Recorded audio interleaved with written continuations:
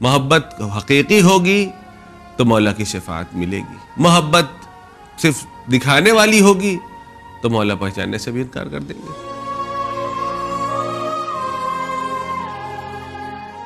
آپ ہی لوگ بات پیش کرتے ہیں جی کہ نماز، روزہ، حج، زکوٰۃ یہ سب بعد میں. اچھا. پہلے جو ہے محبت رسول اور آل رسول ہونا چاہیے. ان کی اگر محبت ہے تو تب تو تمہاری نماز بھی قبول، تمہاری روزہ بھی تو اس لیے ہم جو ہے وہ فرسٹ پریفر اگر یعنی کسی کو ہے تو یہ اہل بیت علیہ السلام کی محبت کو لیتے. اسی لیے ہمارا پورا جو ایک رجحان اور ایک پوری کوشش یہ ہوتی ہے کہ اس کام کو جو اس عقیدے سے ذرا سا بھی ہٹائے ہم اس کے خلاف، اور اس کام کو ہم بہت ہی بخوبی انجام دیتے ہیں. ٹھیک ہے، چلیے نماز کبھی چھوٹ گئی، روزہ نہیں رکھا تو کیا کہیں گے؟ حدیث کے ساتھ جہاں تک آپ نے بیان کیا ہے کہ جو محبت اہل بیت علیہ الصلوۃ والسلام، ان کی ولایت، میں آپ کے بالکل ساتھ ہوں. یقیناً بہت سارے ائمہ کی بہت ساری احادیث ہے جس میں ائمہ طاہرین یہ کہتے ہیں کہ اگر ہماری ولایت نہیں ہے تو نماز نہیں ہے، ہماری ولایت نہیں ہے تو سیام نہیں ہے، قیام نہیں ہے. جو کچھ ہے وہ ہماری ولایت سے ہے. لیکن پھر بات آ کے وہیں پھنستی ہے کہ ہم یہ کہتے ہیں کہ آپ کی ولایت، آپ کی محبت، آپ کی چاہت ہمارے دلوں میں ہے.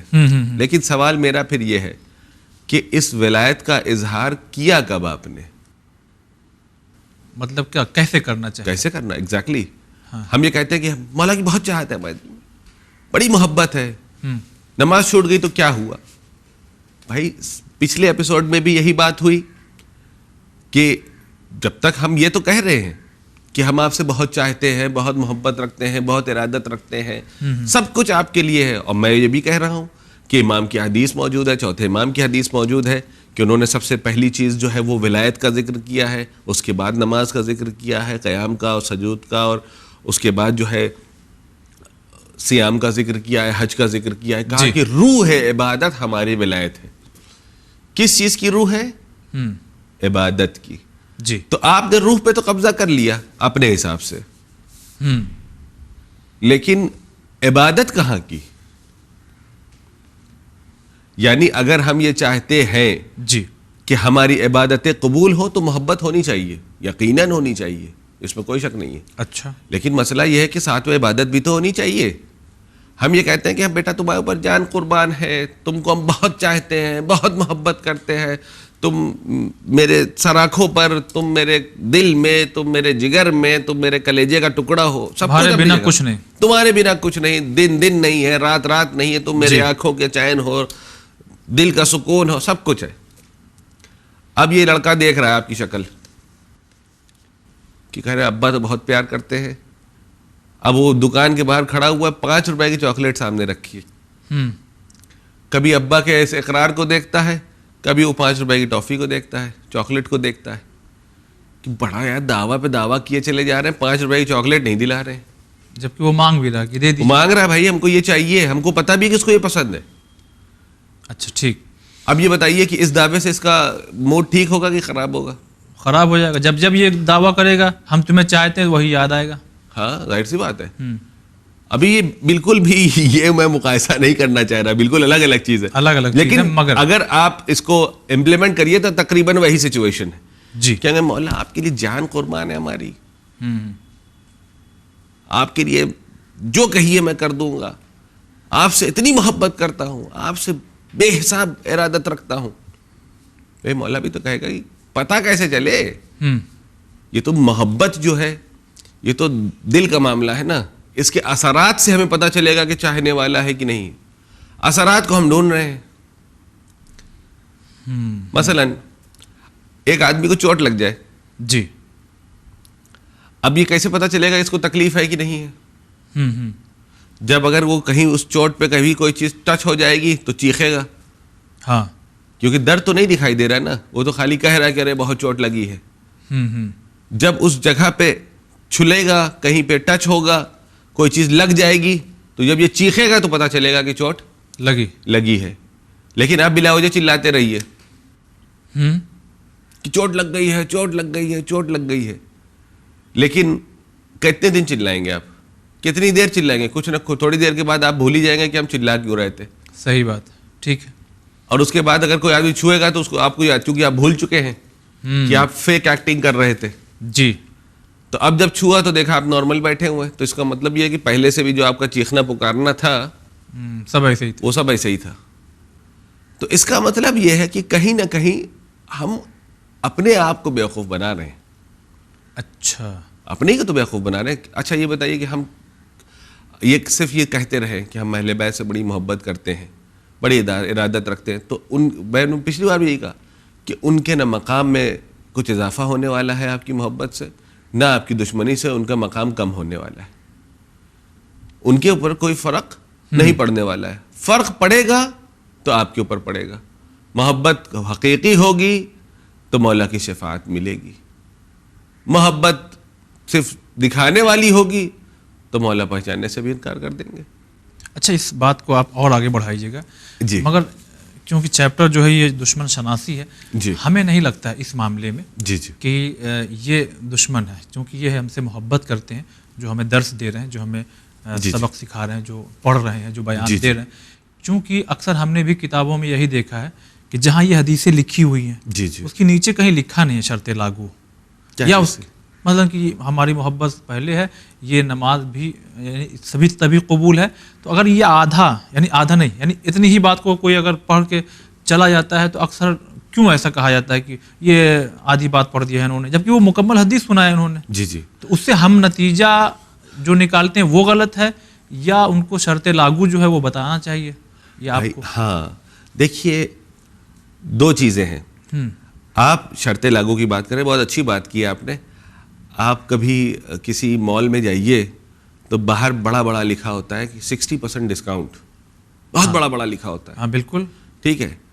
اور جب آپ اندر جائیں گے، آپ مثال کے طور پہ آپ کو کوئی شرٹ خریدنی ہے جی، اس میں لکھا تھا 1 خریدیے 2 اور فری میں لے جائیے. آپ گئے اور 2 فری والی اٹھایا اور 1 جو ہے خریدا، 3 شرٹ اٹھایا اور لے کے کاؤنٹر پہ پہنچ گئے.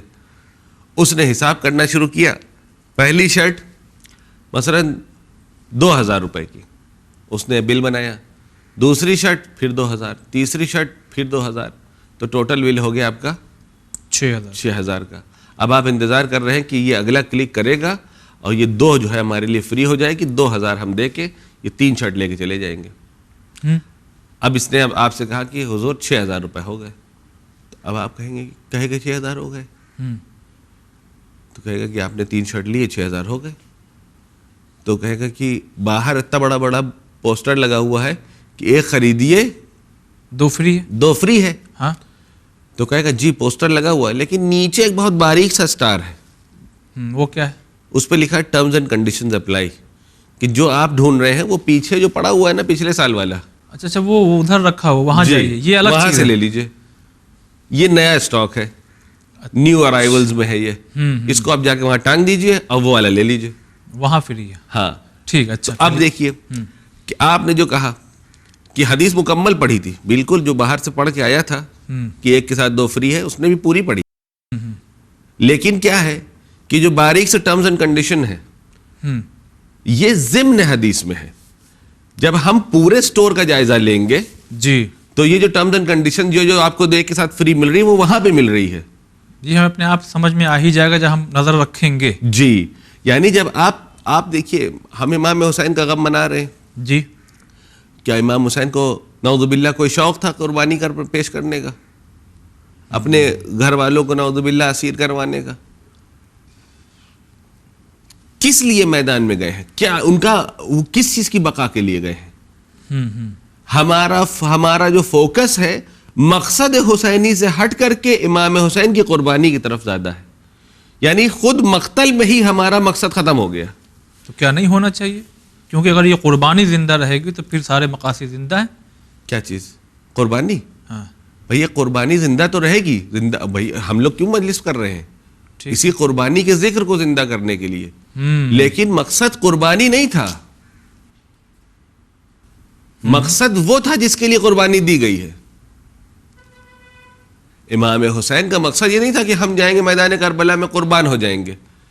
میدان کربلا میں اس کام کے لیے قربان ہو جائیں گے. اچھا یعنی ہماری نگاہ جو ہے ان دنوں میں اور ان دنوں ہمیشہ، ان دنوں میں نہیں، ہمیشہ ہماری نگاہ جو ہے مقصد امام حسین کی طرف ہونی چاہیے. ہم نے کیا کیا؟ ہم نے امام حسین کو کی قربانی کو دیکھا، انہوں نے اپنے اصحاب کی لاشیں کو اٹھاتے دیکھا، تو ہم نے یہ تو دیکھا کہ امام حسین نے اپنے 71 لاشیں اٹھائے، اپنے جوان بیٹے کا لاشا، اپنے جوان بھائی کا لاشا، بوڑھے صحابی کا لاشا اٹھاتے، یہ تو دیکھا. کیوں اٹھا رہے تھے؟ کیوں قربان ہی کر رہے تھے؟ سوال تو یہ ہے کہ کیا ضرورت تھی بھائی؟ ابھی ہم لوگ بات کر رہے تھے کہ عقل مند اگر ہوتے، جیسے بہت سارے انٹلیکچوئل لوگ تھے کہ وہ کہتے تھے کہاں چکن پڑے ہیں، قربانی پیش کر رہے ہیں، کیا ضرورت ہے یہ سب کرنے کی، رہیں گے تو پھر دیکھا جائے گا بعد میں. صحیح. تو پھر امام حسین کو کیا ضرورت تھی حبیب جیسے بچپن کے دوست کو قربان کرنے، عباس جیسے جوان بھائی کو قربان کرنے کی؟ جی.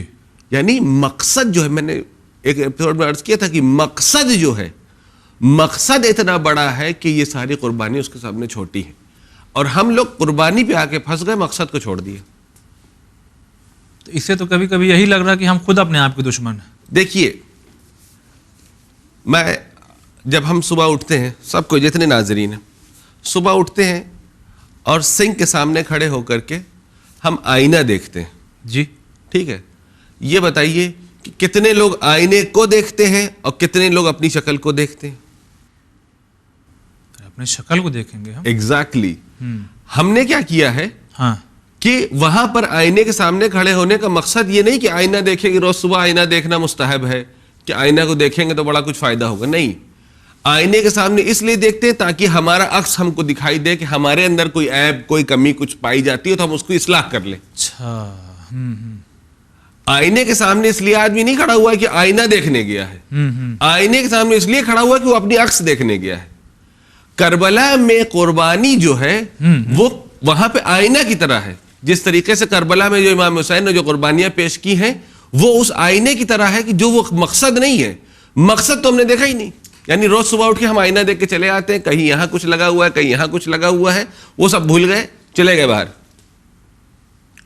یعنی روز صبح شیشہ دیکھتے ہیں، بنوان شیشہ، اپنی شکل نہیں دیکھ رہے کہ بال نہیں صحیح بنے ہوئے ہیں، چہرہ کہاں گندا ہے، کہیں کالک لگی ہوئی ہے، کہیں کچھ میل لگی ہوئی ہے، وہ نہیں دیکھ رہے، صرف اس آئینہ کو دیکھ رہے. کیونکہ ہم نے دیکھا کہ دوسرے لوگ آئینہ دیکھ کے چلے جاتے ہیں تو ہم کو بھی لگا صرف شکل دیکھنی شاید آئینے کو. ہم کو کربلا میں اس قربانی کے ساتھ ساتھ ہمیں اس ہدف کو بھی دیکھنا ہے، قربانی بھی دیکھنا ہے. کیونکہ اگر آئینہ صاف نہیں ہوگا تو آپ کو عکس نہیں دکھائی دے گا. قربانی یہ جو 10 دن اور 2 مہینہ جو ذکر شہادت امام حسین ہوتا ہے، اس کا مطلب یہ کہ ہم ہر بار آئینے کو صاف کرتے ہیں 2 مہینہ تاکہ 10 مہینہ ہم اپنی شکل صاف دیکھیں. اگر آئینہ صاف نہیں ہوگا تو ہماری شکل بھی صاف نہیں دکھے گی. امام حسین کی قربانی کو دیکھنا بھی اتنا ہی ضروری ہے تاکہ 2 مہینہ ہم نے آئینے کو صاف کیا تاکہ 10 مہینہ ہم اپنی شکل صاف صاف دیکھ سکیں. اس کا مطلب یہ جناب جو ہے یہ دشمن نہیں ہے، ہم خالی یوں ہی سمجھ رہے تھے. یہ بیچارے آئینہ خالی دیکھ رہے ہیں، اپنی شکل نہیں دیکھ رہے ہیں. اچھا اچھا. یہ آئینے کو چمکانے میں لگے ہوئے ہیں پورے کا پورے سال. جی. کیوں چمکا رہے ہو بھائی؟ وہ پتہ نہیں ہے. پورے کے پورے سال ہم آئینہ صرف چمکا رہے ہیں، مقصد نہیں پتا ہے.